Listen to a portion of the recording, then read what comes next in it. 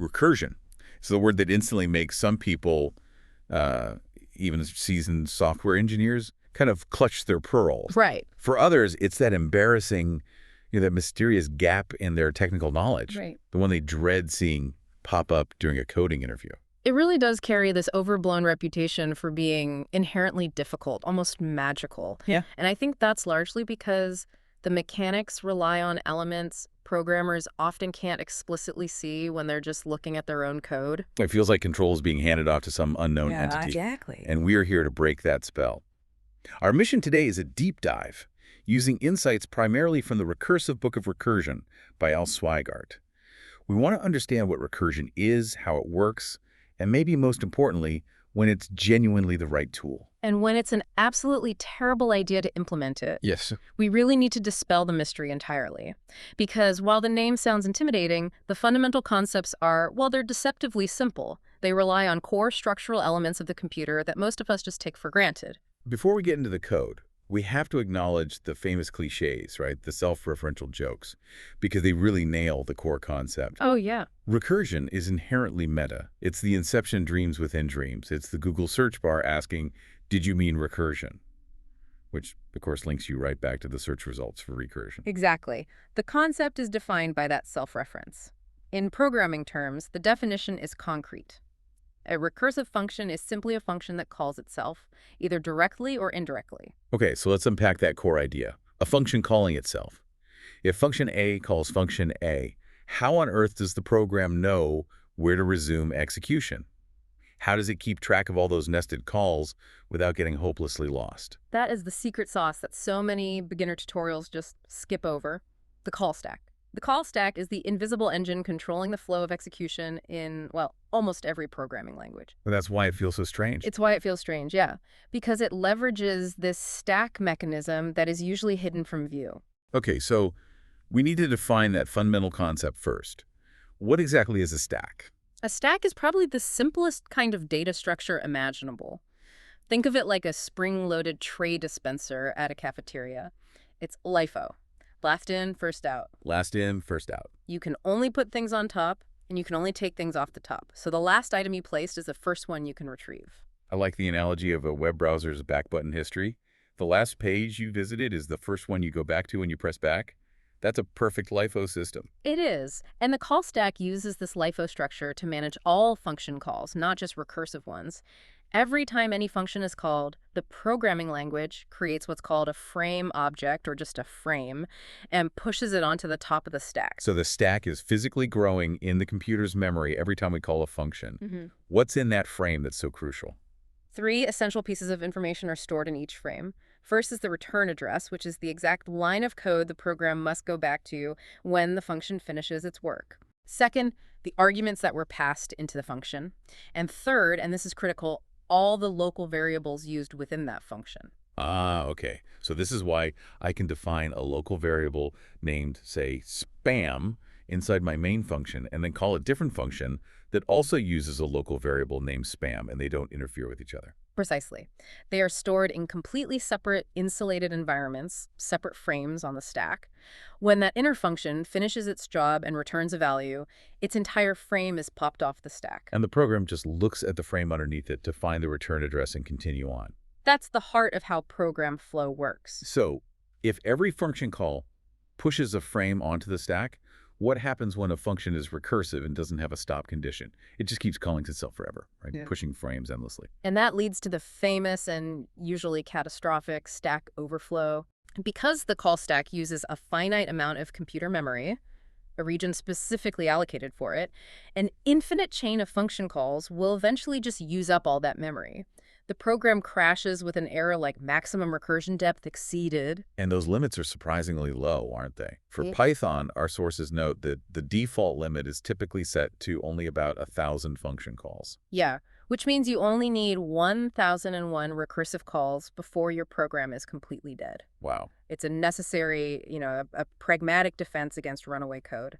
And it drives home the first and most important rule of writing recursion. Every successful recursive function must define 2 things. The base case and the recursive case. Correct. The base case is the stop condition. It's the simple circumstance where the function stops calling itself and just returns a value.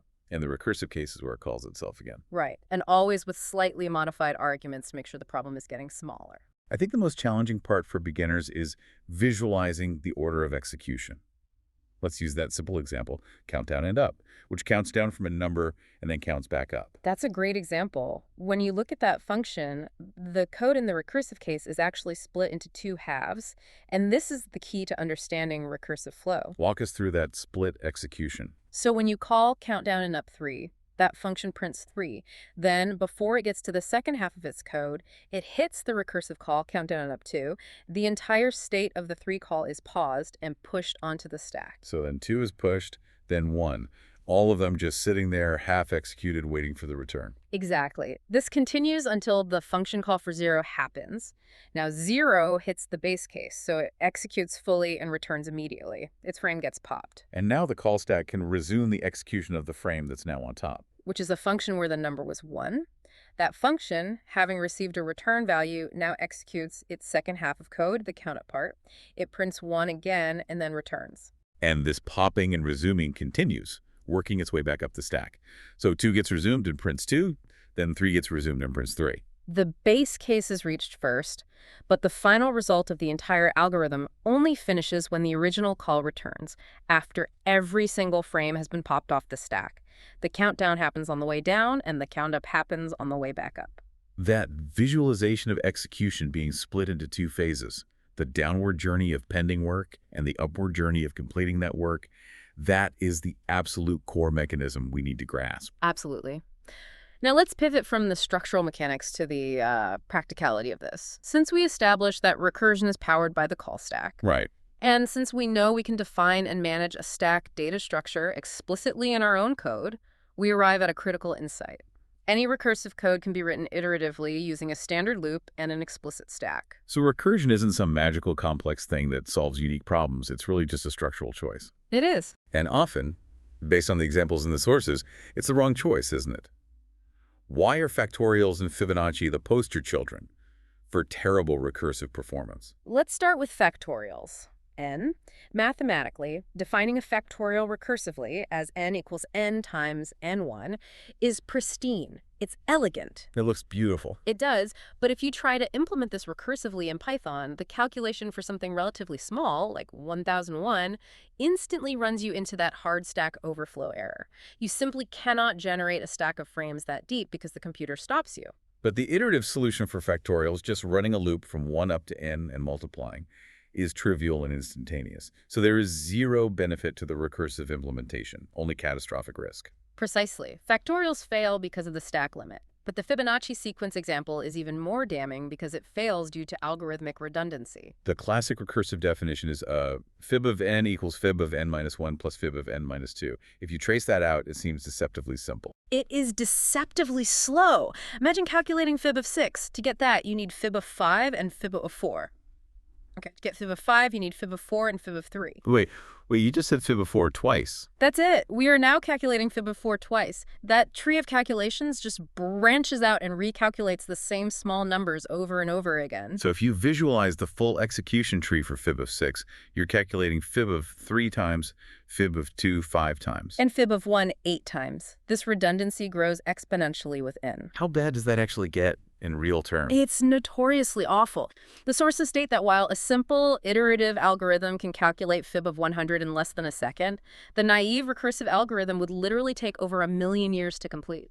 1,000,000 years. Because it repeats those small calculations millions upon millions of times. You would never, absolutely never use that recursive code in a production environment. It solves the same subproblem multiple times, which is just unnecessary. Okay, so recursion is terrible for factorials because it crashes, and terrible for Fibonacci because it's impossibly slow. This leads to the essential question. If it's so often inefficient or dangerous, why do we even teach it? When does recursive thinking actually give us an advantage? The case study on calculating exponents provides the perfect answer, and I think the key insight of this entire deep dive. Let's look at a 2 to the power of n. Okay. The straightforward, iterative way to calculate that, like 3 to the 10, involves a loop that runs 10 times, multiplying 3 times 3 times 3, and so on. That's n operations. Correct. If n is a large number, say 1,000, we do 1,000 multiplications. But the recursive approach leverages the power rule to break the problem down much more efficiently. How does that work? Well, if the exponent n is even, we can write a to the n as, well, as a to the n over 2 squared. Oh, right. For example, 3 to the 10 is the same as 3 to the 5 squared. We've cut the problem size in half immediately. If n is odd, like 3 to the 11, we can write it as 3 times 3 to the 5 squared. That's fascinating because we're transforming a problem of size n into a problem of size n over 2, plus maybe one extra multiplication. Exactly. This recursive strategy repeatedly halves the problem size. If we want to calculate 3 to the 1,000, the naive, iterative way takes 1,000 steps. Using this recursive insight, we only need about 23 multiplications and divisions. Because you're only running the loop log base 2 of 1,000 times, not 1,000 times. That is an enormous performance gain. Wait, if the recursive algorithm is so much faster, why do most engineers still implement this as an iterative loop rather than a recursive function? Because of the Stack Overflow problem we already discussed. Right. While the power rule is derived from recursive thinking, implementing it recursively for a large n still creates a stack deep enough to risk a crash. Ah, So you use the recursive insight, the repeated halving of the problem, and you translate those steps into a loop, sometimes using an explicit stack data structure to hold the intermediate exponents. that's the ultimate takeaway then. The value of recursion is often in thinking about the problem recursively to design a superior algorithm, even if the final production-ready code uses an iterative loop for safety and efficiency. It forces you to look at a large problem and realize it's just a smaller, self-similar problem nested inside it. Which finally leads us to the set of problems that are naturally recursive, the ones where we should truly use the implementation. We identified 3 features that make a problem really suitable for recursion. It involves a tree-like structure, requires backtracking, and is not excessively deep. The tree-like structure is non-negotiable. So many concepts in computing are inherently hierarchical or branching, and they map perfectly to recursive functions. Think about a file system on your computer. Folders contain subfolders, which contain more subfolders. Or the routes through a maze, or a family tree. Right. And if you're searching for a specific file in a folder hierarchy, you need to go into the first subfolder, search there, and if you don't find it, you have to come back up to the parent and check the next subfolder. That coming back up is the vital concept of backtracking. And recursion handles backtracking automatically. That's the beauty of it. That function that was paused is still sitting there on the call stack, just waiting to resume and try the next path when the current path returns. We mentioned the head-tail technique earlier, which applies even to linear data. Before we get to the big tree problems, how does that work in practice? So the head-tail technique means we split the problem into the head, the first element, and the tail, everything else. Let's say you wanted to sum all the numbers in a list recursively. Okay, so what's the base case? An empty list? The base case is when the list is empty, the sum is 0. The recursive case is return the head plus the recursive sum of the tail. So to sum, say 1, 2, 3, I add 1 to the result of summing 2, 3. And to sum 2, 3, I add 2 to the result of summing 3.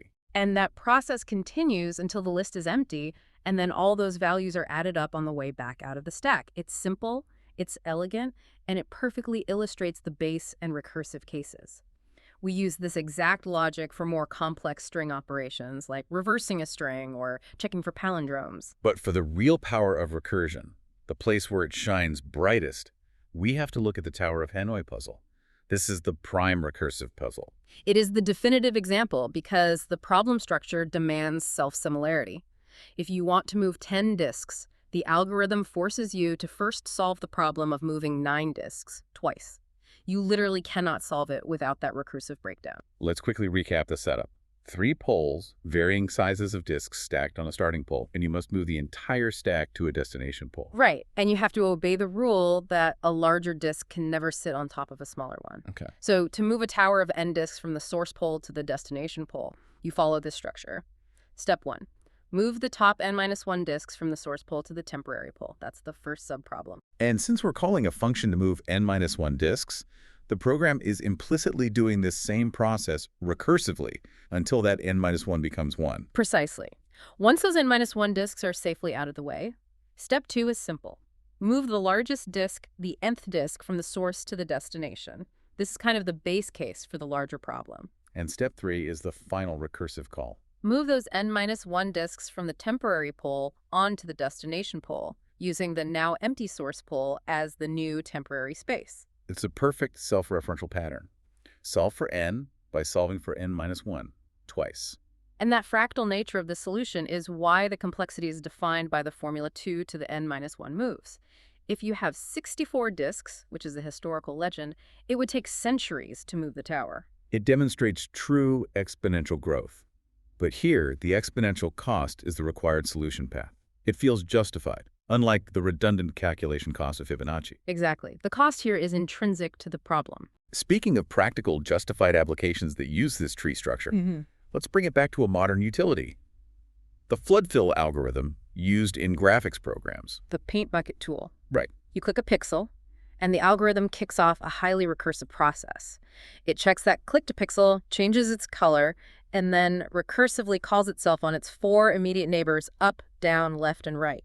So if a neighbor has the same old color as the starting point, the function calls itself on that neighbor and the process just spreads outward. Correct. The boundary, a pixel that has already been colored or one that has a different color entirely, that acts as the base case. It stops the spread of the function call. The recursive calls spread out like water flooding an area until they hit that boundary condition. But because it's so highly recursive, checking 4 neighbors for every single pixel, this process still runs that inherent risk we've been talking about. Absolutely. If you were running flood fill on a massive, complex image with a simple, unbounded internal shape, you could very easily hit that 1,000 call limit and cause a stack overflow before the entire region is filled. It's a risk inherent to any deeply branching recursion. Finally, just to show the theoretical extreme, let's briefly touch on the Ackermann function. The Ackermann function, named after Wilhelm Ackermann, is famous in math and computer science for being highly recursive and having an astronomical growth rate. It is specifically designed to challenge the limits of what a computer can calculate. It takes 2 arguments, m and n, and the function is defined in terms of itself multiple times. Yeah, and the complexity just explodes faster than any exponential function. The sources cite that while Ackermann of 1, 1 only requires 3 function calls, Ackermann of 3, 5 requires over 42,000 calls. Wow. It's an intellectual exercise, really, showing how quickly a recursive definition can lead to impossible computational depth. It's the ultimate example of the theoretical depth of recursion. So, wrapping all this up, if we strip away the magic, the math, and the cliches, what are the 3 critical, practical questions you should always ask yourself when designing or analyzing any recursive function? The 3 questions are the safety net. 1, what is the absolutely guaranteed base case? If you don't know the stopping condition, you're flying blind toward a crash. Okay. 2, what exactly is the argument that is passed to the recursive function call? And 3, Which ties back to the Fibonacci error. yeah, How does that argument move closer to the base case with every single recursive call? exactly. If the new argument passed doesn't shrink the problem size or move it closer to that base case, you've simply created an infinite loop. You've guaranteed a stack overflow. This entire deep dive has really reinforced a crucial point for you, the learner. Recursion is not black magic. It's a natural structural outcome of how modern computers use the call stack. It is the perfect tool when dealing with self-similar branching problems like file systems, mazes, or puzzles like the Tower of Hanoi. And you must know its pitfalls, the stack overflows, and the performance redundancy. And you have to understand that often the true value lies not in the recursive implementation, but in the recursive insight that lets you design a far superior, faster, iterative algorithm. Okay, so if we accept that all recursive algorithms can be rewritten iteratively, here's the thought I'd like to leave you with. Complex problems like compiling code or generating advanced visual fractals like the Sierpinski triangle involve deeply nested tree structures.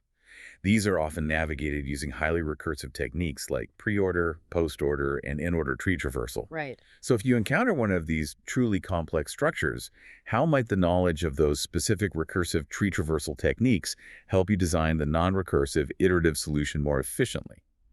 What crucial patterns do those established recursive traversals reveal that your loop-based iterative approach must faithfully mimic? Something to ponder next time you stare at a complex, branching structure. Thanks for diving deep with us.